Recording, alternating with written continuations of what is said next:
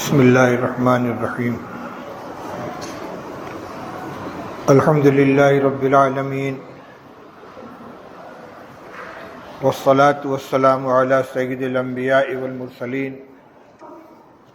سیدنا و نبینا و مولانا محمد وعلی آلہ و اصحابہ اجمعین،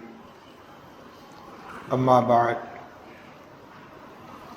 محترم حضرات اساتذہ کرام اور عزیز طلبہ،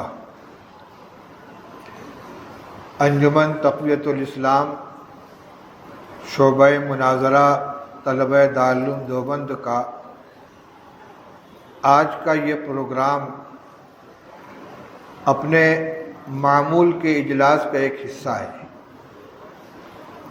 ابتدائی سال میں، درمیان سال میں اور اختتام سال پر اس کے اجلاس ہوتے رہتے ہیں۔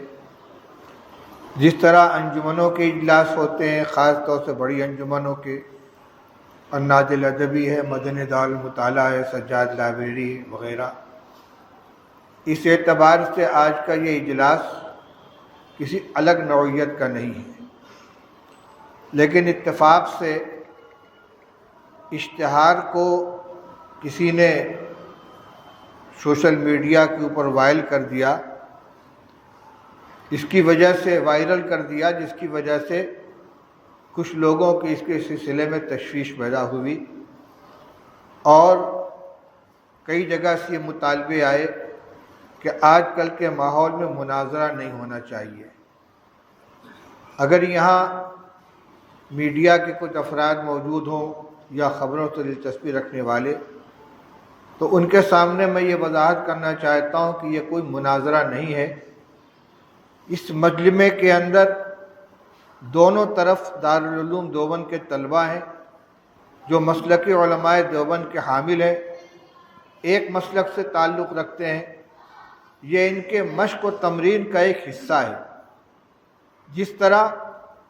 انجمن میں تقریر کی مشق کرتے ہیں، دیواری پرچوں میں اردو، عربی اور دیگر زبانوں میں مضامین لکھ کر مضمون نویسی کی مشق کرتے ہیں، اسی طرح مسائل کی تنقیح و تحقیق کے سلسلے میں اپنا نظریہ پیش کرنے اور اس کو مدلل کرنے کے سلسلے میں مشق و تمرین کے لیے انجمن تقویت الاسلام کا قیام عمل میں آیا ہے۔ اس میں جہاں اسلام سے خارج فرقوں مثلاً قادیانیوں، عیسائیوں وغیرہ کے سلسلے میں مناظرے ہوتے ہیں، وہیں مسلمانوں کے اندر جو فکری انحراف رکھنے والی جماعتیں ہیں اور ان سے ہمارے اکابر کے اختلافات ہیں، ان سے گفتگو کے آداب اور اس کا سلیقہ سکھانے کے لیے بھی مناظرے کی مشق کی جاتی ہے۔ جہاں تک تعلق موجودی جماعت کا، تو ایک تو ہے ملکی مسائل میں ہر ایک کے ساتھ ہمارا تعاون و اشتراک، اس میں کوئی اختلاف نہیں ہے۔ جمعیت علماء ہند ہمارے اکابر کی جماعت ہے، اس کا اپنا ایک منشور ہے اور ایک انداز فکر ہے، انداز عمل ہے، لیکن مسلمانوں کے مشترکہ مسائل جب زیر بحث آتے ہیں تو تمام مسلم جماعتوں سے، مسلک والوں سے اشتراک ہوتا ہے، چاہے وہ جماعت اسلامی ہو، چاہے جمعیت اہل حدیث ہو، چاہے کچھوچا سے تعلق رکھنے والے حضرات ہوں، اور اگر بریلوی مسلک کے بھی معتدل مزاج کچھ لوگ اس میں شرکت کرنا چاہیں تو ان کو بھی شریک کیا جاتا ہے۔ وہ ملکی مسائل ہیں، مسلمانوں کے ملی مسائل ہیں، اس میں کوئی اختلاف نہیں ہوتا، سب شانہ بشانہ کام کرتے ہیں۔ لیکن جہاں تک مسلک اور نظریے کی بات ہے تو ہر ایک اپنے مسلک کے سلسلے میں پختہ ہے اور اس آزاد ہے۔ مودودی صاحب سے ہمارا فکری اختلاف ہے، وہ اپنی جگہ پر قائم ہے، اور ہمیں یہ جاننا ضروری ہے کہ ہمارے اکابر نے ان سے علیحدگی کیوں رکھی ہے، دوری کیوں بنائے رکھی ہے، ہمارے خیال میں ان کے خیال میں کیا فرق ہے۔ حضرت مولانا سید حسین احمد صاحب مدنی رحمۃ اللہ علیہ دارالعلوم دیوبند کے شیخ الحدیث اسد مدرس، شیخ الہند رحمۃ اللہ علیہ کے شاگرد، مجاہد آزادی، ان کو کیا پڑی تھی کہ وہ مودودی صاحب کے دستور اور اصول کو سامنے رکھ کر انہوں نے اس کے بارے میں سوالات قائم کیے اور گفتگو قائم کی۔ آپ کو معلوم ہونا چاہیے کہ مودودی صاحب کی سب سے پہلے گرفت کرنے والے مولانا حسین احمد صاحب مدنی رحمۃ اللہ علیہ۔ جب جماعت اسلامی کا دستور شائع ہوا، اس کی دفعہ 6 کے اندر یہ دفعہ موجود تھی کہ کسی کی ذہنی غلامی میں مبتلا نہ ہو،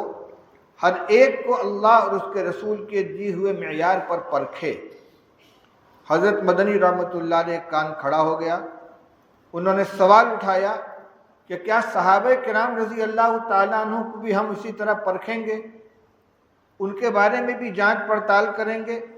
ان کی بھی تنقیح کریں گے، یا وہ ہماری تنقید سے بالا تر ہیں؟ تو اس کا یہ جواب ملا کہ نہیں، وہ تنقید سے بالا تر نہیں ہے، ان کے اوپر بھی اسی طرح تنقید کی جائے گی۔ چنانچہ آگے کا پورا عمل اسی کے مطابق رہا، کسی کو چھوڑا نہیں گیا۔ یہ بنیادی اختلاف شروع ہوا ہے یہاں سے، اور پھر تفصیلات کے اندر جائیں تو دین کی پوری تعبیر کو مودودی صاحب نے اپنے انداز سے بدل ڈالا۔ رب کا کیا معنی ہے، الہ کا کیا معنی ہے، دین کا کیا معنی ہے، عبادات کے اغراض و مقاصد کیا ہیں، نماز کس لیے پڑھی جاتی ہے، روزہ کس لیے رکھا جاتا ہے، اور حج کس لیے کیا جاتا ہے۔ ایک تو مفہوم اور اغراض و مقاصد وہ تھے جو امت کے اندر متوارث چلے آ رہے تھے، ایک وہ ہے جو مودودی صاحب نے بیان کرنے کی کوشش کی۔ مولانا ابو الحسن علی ندوی جیسا یکسو عالم کہ جن کے بارے میں کہا جا سکتا ہے کہ ان کا کسی سے کوئی اختلاف نہیں تھا، ہر ایک کے ساتھ وہ جڑ کر رہتے تھے اور ایک متفق علیہ شخصیت کی حیثیت رکھتے تھے، لیکن ان کو بھی ان اصطلاحات کے سلسلے میں مودودی صاحب کے خلاف قلم اٹھانا پڑا۔ حضرت مولانا محمد زکریا صاحب کانلوی رحمۃ اللہ علیہ، خانقاہ نشین، محدث جلیل، خالص درس و تدریس سے تعلق رکھنے والے، یعنی اس زمانے میں جب ہندوستان کے اندر لیگ اور کانگریس کا شدید اختلاف چل رہا تھا، ایک طرف حضرت مولانا اشرف علی صاحب تھانوی رحمۃ اللہ علیہ اور ان کے تلامذہ اور ان کے متوسلین جو دیانتاً یہ سمجھتے تھے کہ لیگ کے ساتھ وابستگی مسلمانوں کے حق میں مفید ہے، ایک طرف حضرت مولانا حسین احمد صاحب مدنی اور حضرت شیخ الہند رحمۃ اللہ علیہ کے دیگر تلامذہ جو یہ سمجھتے تھے کہ غیر مسلم برادران وطن کے ساتھ اشتراک کر کے ہمیں آزادی کی لڑائی لڑنی چاہیے، وہ دیانتاً مسلمانوں کے حق میں اس کو بہتر سمجھتے تھے۔ دونوں اپنے اپنے نظریے کے اوپر جمے ہوئے تھے اور بہت شدید اختلاف پیدا ہو گیا تھا۔ اس زمانے میں بھی مولانا محمد زکریا صاحب رحمۃ اللہ علیہ کا جو طرز عمل تھا، دونوں کے ساتھ یکساں تعلقات تھے، کوئی یہ نہیں کہہ سکتا تھا کہ ان کے ساتھ ہیں یا ان کے ساتھ ہیں۔ کسی سلسلے میں انہوں نے کبھی کوئی چیز نہیں لکھی، لیکن مودودی صاحب کے سلسلے میں ان کو قلم اٹھانا پڑا۔ مولانا محمد یوسف بنوری رحمۃ اللہ علیہ، علامہ انور شاہ کشمیری رحمۃ اللہ علیہ کے شاگرد، خالص درسگاہی آدمی، ان کو ان کے خلاف قلم اٹھانا پڑا۔ اور جب مودودی صاحب کی تحریک شروع ہوئی ہے تو ان کے قلم کا جادو اتنا سر چڑھ کر بولا کہ بڑے بڑے چوٹی کے علماء ان کے ہمنوا ہو گئے، جن میں مولانا ابو الحسن علی میاں ندوی ہیں، مولانا منظور نعمانی ہیں، مولانا عبد الرحیم اشرف ہیں، اور اسی طریقے سے بڑے بڑے علماء تھے۔ لیکن جب قریب گئے ہیں اور جماعت کے نظریات کو اور مودودی صاحب کے نظریات کو، ان کے عمل کو دیکھا تو ایک ایک کر کے چھٹتے ہوئے سب کے سب الگ ہو گئے، اور یہ اتنے اخلاص کے ساتھ ان کے ساتھ گئے تھے کہ مولانا منظور احمد نعمانی رحمۃ اللہ علیہ نے جب اپنا مستقر بریلی چھوڑا ہے اور وہ سیالکوٹ سفر کر کے گئے ہیں مودودی صاحب کی حمایت میں، جس کا نام ہجرت رکھا تھا کہ میں گویا ہجرت کر کے آ جاؤں، تن من دھن سے ان کے ساتھ ہو گئے تھے۔ لیکن کچھ دن گزرنے کے بعد ان کو لکھنا پڑا مودودی کے ساتھ میری رفاقت کی سرگزشت، پوری کتاب انہوں نے لکھی ہے۔ یہ چیزیں ہمارے طلباء کے سامنے آنی چاہیے، ان کے علم میں رہنی چاہیے، اور اس وجہ سے خاص طور سے رہنی چاہیے کہ خاموشی اختیار کرنے کا اثر یہ ہوا ہے کہ آج دارالعلوم دیوبند کے احاطے میں مودودیت سے متاثر ہمارے طلباء کی ایک بڑی تعداد پیدا ہو گئی ہے، اور تنبیہ اور ہدایت کے باوجود وہ اپنی سرگرمیوں کے اندر ملوث ہیں اور اس کے اندر سرگرم ہیں۔ یہ بہت خطرناک چیز ہے، اس لیے حقیقت ہر ایک کے سامنے واضح ہونی چاہیے۔ آج کے اس مناظرے کا مقصد طلباء کے درمیان مودودی صاحب کے فکر کا تعارف کرانا ہے، اور جب یہ میدان عمل میں جائیں تو اپنے اکابر کے معتدل مسلک کے حامل بن کر جائیں۔ ہمارا اختلاف بہت سے چیزوں میں جماعت اہل حدیث کے ساتھ بھی ہے، بریلوی حضرات کے ساتھ بھی ہے، جماعت اسلامی کے ساتھ بھی ہے۔ یہ اختلاف ہمیں ہی اختلاف نہیں ہے، ان کو بھی ہم سے اختلاف ہے، مودودی صاحب کو بھی ہم سے اختلاف ہے، جماعت اسلام اور جمعیت اہل حدیث کو بھی ہم سے اختلاف ہے،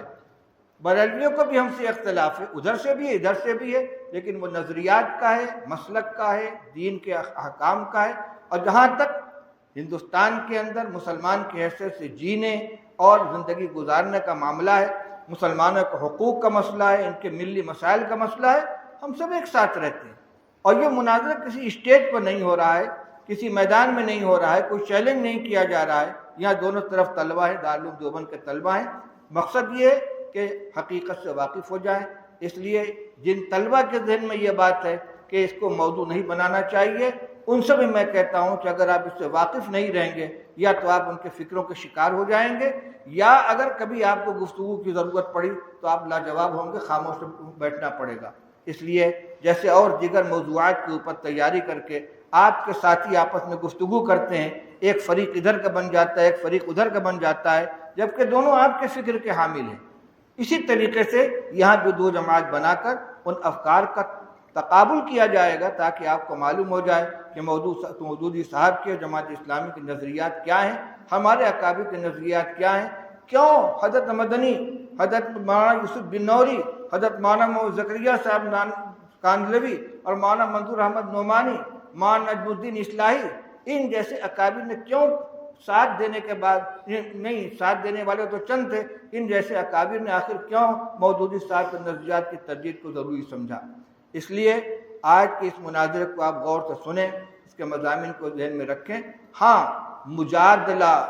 مخاصمت نہیں ہونی چاہیے، دلائل کے ساتھ گفتگو ہونی چاہیے، تاکہ آپ کے ذہن کے اندر دونوں طرف کے دلائل آ جائیں۔ پھر آپ یہاں سے فارغ ہو کر جائیں گے، اپنی درسگاہوں میں جا کے اپنے عمل میں مشغول ہو جائیں گے، کوئی آپس کے اندر کا مباحثہ نہیں ہوگا۔ یہ ایک مشق ہے، جیسے تقریر کی مشق ہوتی ہے، تحریر کی مشق ہوتی ہے، اسی طریقے سے گفتگو کرنے کی بھی مشق ہے۔ اور آپ جانتے ہیں، اگر آپ نے الفوز الکبیر پڑھی ہے، قرآن علوم کو جو حضرت شاہ ولی اللہ رحمۃ اللہ علیہ نے 5 قسموں پر منقسم کیا ہے، اس میں ایک علم المجادلہ بھی ہے،